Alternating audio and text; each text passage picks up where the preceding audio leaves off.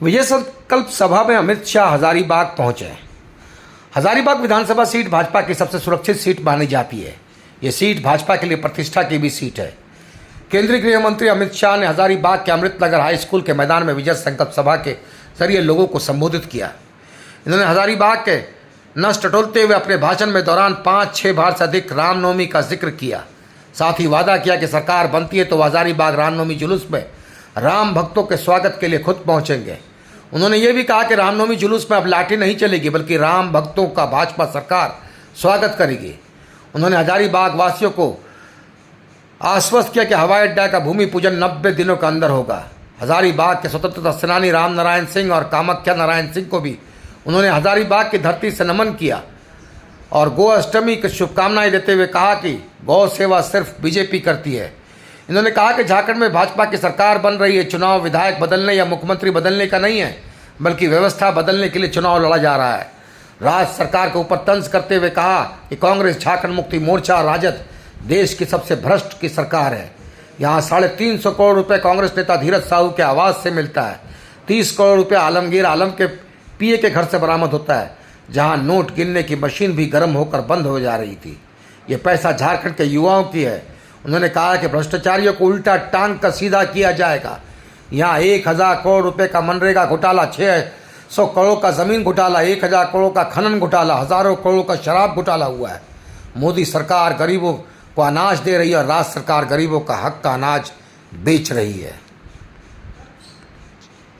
पिछड़ा वर्ग विरोधी पार्टी, इन्होंने काका साहेब कालेलकर कमीशन 1957 में जो पिछड़ों को आरक्षण देने का प्रस्ताव लेकर आए, इसका विरोध किया।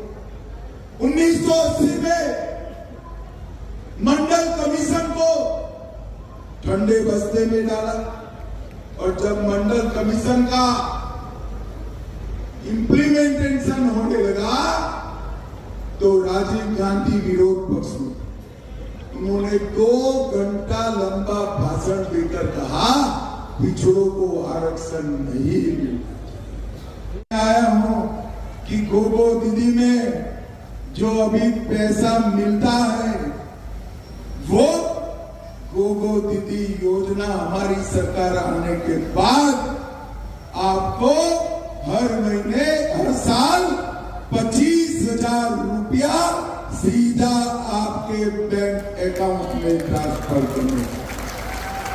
सभी घर में 500 रुपये में एलपीजी का सिलेंडर दिया जाएगा और दीपावली और रक्षाबंधन के दिन सभी दीदियों को एलपीजी का एक सिलेंडर फ्री ऑफ कॉस्ट देने का काम भारतीय जनता पार्टी की सरकार। ये इन्होंने वादा किया था हम बेकारी भत्ता देंगे, या नहीं? युवाओं, मिला है बेकारी भत्ता आपको? जरा जोर से बोलो, मिला है क्या?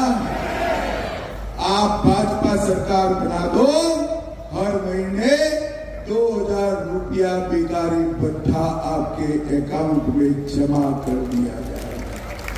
हर साल 1 लाख रोजगारी के मौके खड़े करेंगे और 2,87,000 सरकारी नौकरियों को पारदर्शी तरीके से भर्ती करेंगे।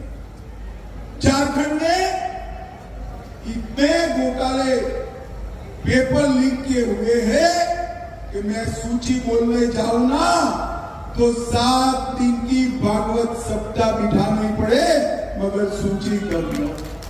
अब ये हेमंत सोरेन जी मानते हैं कि ठीक है भाई, हार जाएंगे, हार कर घर में मौज करेंगे।